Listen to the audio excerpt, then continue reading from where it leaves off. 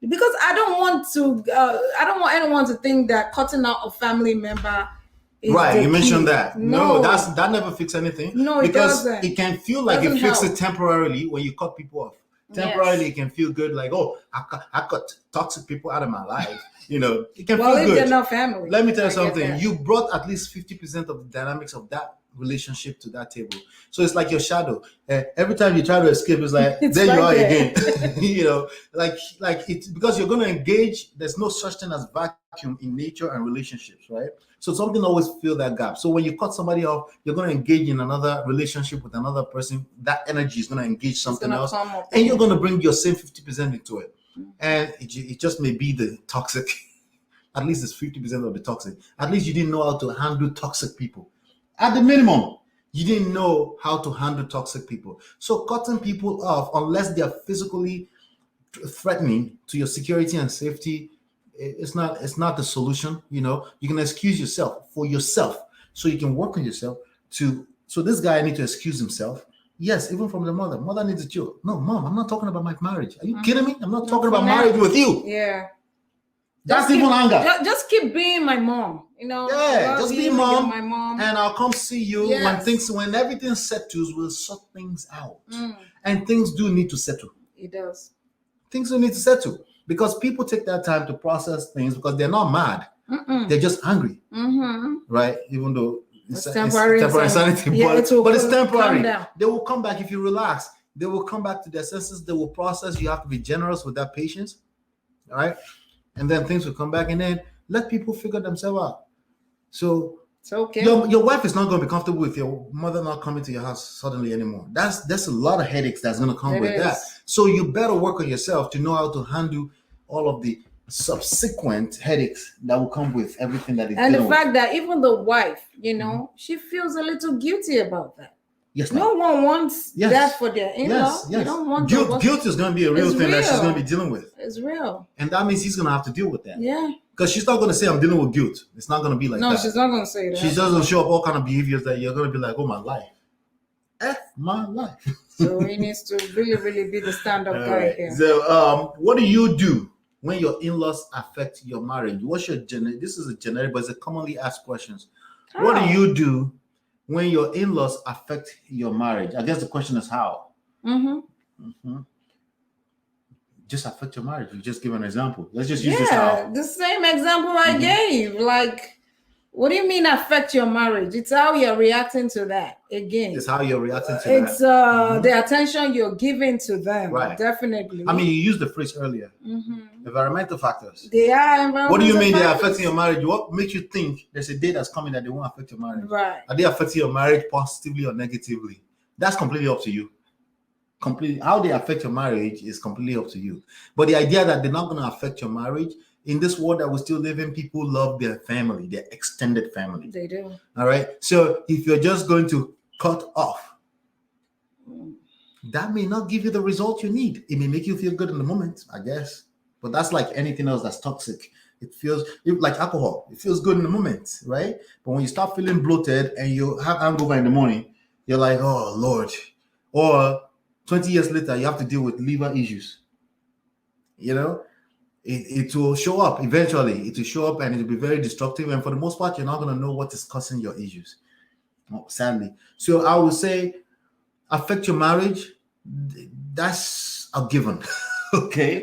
That's going to happen. But you get to choose how it affects your marriage. Is it negative? Is it positive? Temporary negative situations will happen. How you react to it is everything. It is. I mean, I know for one, I wouldn't want a man that would cut off his own family. Right. Because I wouldn't want to cut off my own family. So, I take them with their baggages and I expect my spouse to understand that. And I work on it the way they are. I don't know if that sounds horrible to some people. Yes, you have to take your wife with all the garbages and all the baggage that comes with it. This is what it is. You made that choice. You had, and at least you have a little bit of time to court and know the kind of family you're dealing with. But remember, dealing with them starts with, do you know how to deal with yourself? And I know it sounds like a broken record, but it is what it is, If you learn how to deal with yourself in the midst of crisis, in the midst of chaos, right? then toxic in-law it's not a factor. I think that's where the Bible really speaks to loving your neighbor as much as you love yourself, right? Mm-hmm. The patience that you will give yourself, you know, you wouldn't cut off your own arm if it's aching you right now. Yes. You will love it. Yes. You will try to fix that's it. That's the same way I feel about families. That's an awesome analogy. If your family is giving you a problem, you wouldn't just want to cut them off, but you will look for solution-oriented ways to handle the issue. Yeah, I just think that's the way I see it. Victor 9 says, but I don't feel it's right to allow our parents to come into our marriage because the Bible never said you want to marry your mother. Good point. But the way you allow your parents to come to your family is not by deliberately, you can come now. Yes. Right? That's not how we usually do it. Some people do it by not learning how emotions work in a marriage dynamics or relationship period, right? And some people do it when they're already in crisis and they go report to their That's the issue, being parents, needy, right? This is what my husband is doing. Needy. This is my wife doing. So She's evil some people right do now. it by being needy. There is a needy behavior, and they camouflage it in all type of different. The fact that you even call your mother, your father, or your in-laws, that's needy behavior, and they can't trust you that you guys are going to be happy by yourself, especially when they're not emotionally intelligent to know that they should stay out. Most people are not. Okay. Only a few wise ones know that. For me, if my kids come to me, even if I'm a certified counselor, right? If my kids come to me and they're dealing with marriage issues, I'm gonna say, hey, pay for a certified counselor and let me know what they say. You guys go through that and feel free. I'm all ears, but I'm not going to have an opinion about their marriage because that's my son, and by default, I will be biased. Yes, even the fact that I said I don't want to be biased is biased. Okay, this is emotions is deeper than anything on the surface. To be biased for real. Let's see. Okay, so let's go here. We still got some more questions.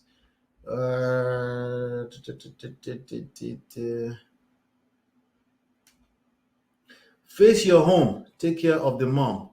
Talk over the phone if physical encounter will aggravate. Absolutely. Fact. Absolutely. That is true. Why go to where his wife and children are not being celebrated? Good question. That one is deep, but very deep. That one is deep because that happens. Some people say, "I don't want to take my children. My children will not be celebrated." Okay, this is a deep one. Let's address this one. It's deep because deep because there are actually people that are going through this. Of course, like not being able to take your kids to your parents' house. That's a real issue, right? Yeah. That's really, really. I feel like a few people. Let's go back to Christy's favorite word: wisdom. Much wisdom is required when you're dealing with in-laws and stuff, right? So now you can't take your children. Okay, now we got to go back to first of all yourself. Okay. If you have trouble taking your children to where they are not being celebrated, first of all, that is you. That's not your children. Your children don't feel that way. You're feeling that way. For the most part. I don't like doing absolutes. Maybe not 100% of the time. Some people are evil out there. Maybe they want to, you've caught them, try to hurt your kids. Maybe they're just that's not what I'm saying. Some people are just psychos, What I'm saying essentially, make sure this is not just how you feel. Your children going to go see their grandparents or their cousins, maybe they don't feel what you feel. You're the only one feeling it. Innocent. They usually don't feel that way. Almost 100% of the time, the children don't know what the hell is going on unless you plant that seed in them, of course. Because as they grow up, remember they learn from behavior. Racism. They're listening. Even if you don't speak the same language, they are listening.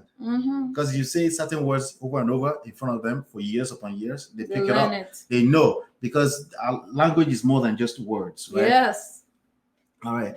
So you want to make sure that this is not just you feeling that way.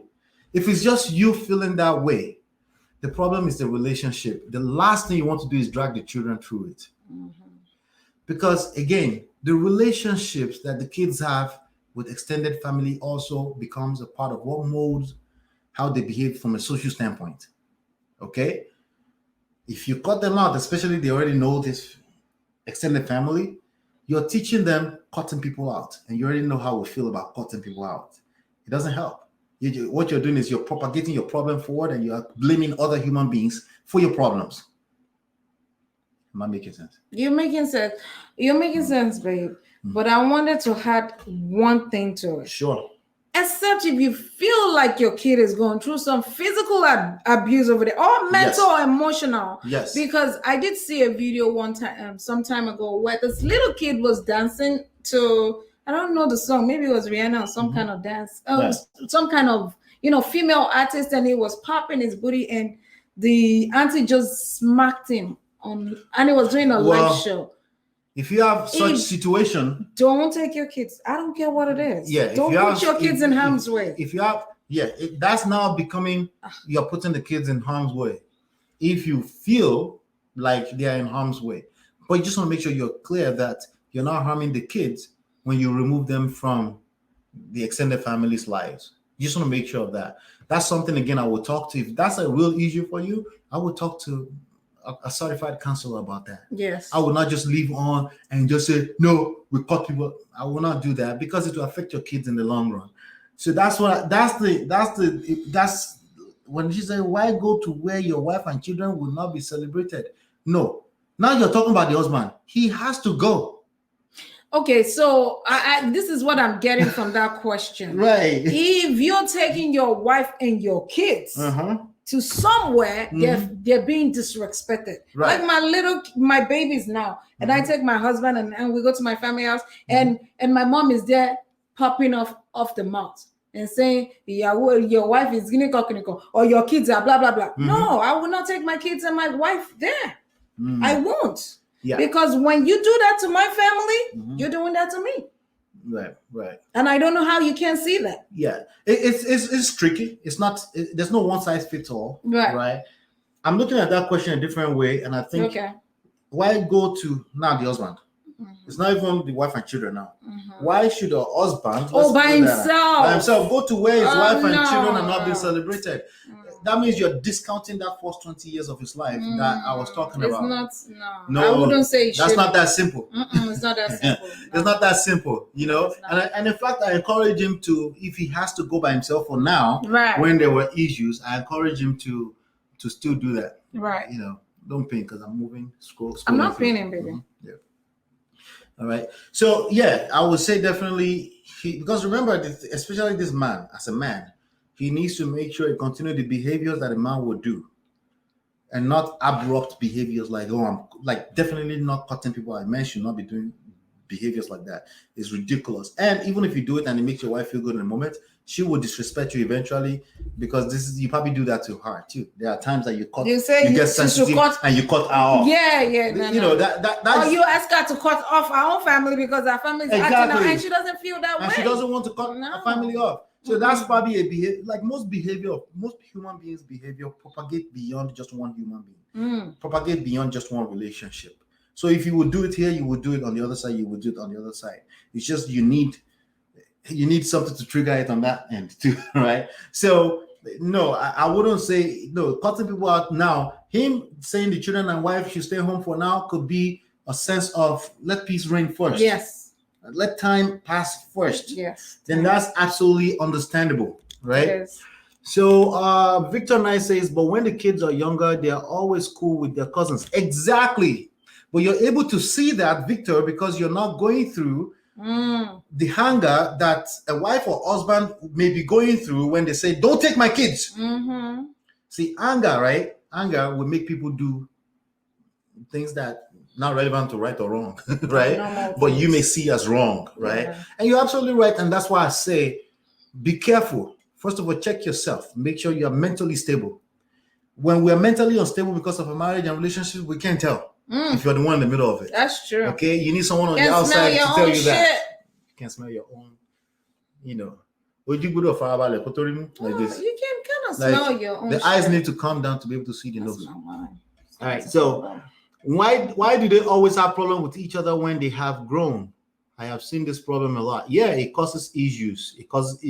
They hold on to the resentment with their cousins that their parents had long time ago. Yeah. They forgot about it. They already went past it. I'm a good example of that. I have some cousins I don't talk to. That you don't talk to. Because of issues between our parents and their parents. I'm like, you know what? Leave me out of this mess. Yeah. I don't know anything about this. And you just never know if that's a relationship you're missing out on. Exactly. You will never know. Exactly. Mm-hmm. Exactly. You never know. So let's move on to the next questions and our it's not fair. Questions here. It's not fair to the kids. Yeah. Just think it through. I'm not deciding for anyone. You know, every situation is unique. So it depends on situation by situation. All right. RNG Baba just dropped in earlier. I saw him. Oh, he did. Alpha Bros. All right. So in-laws matters. Okay. So where are my banners? Okay, there you go. The next question here is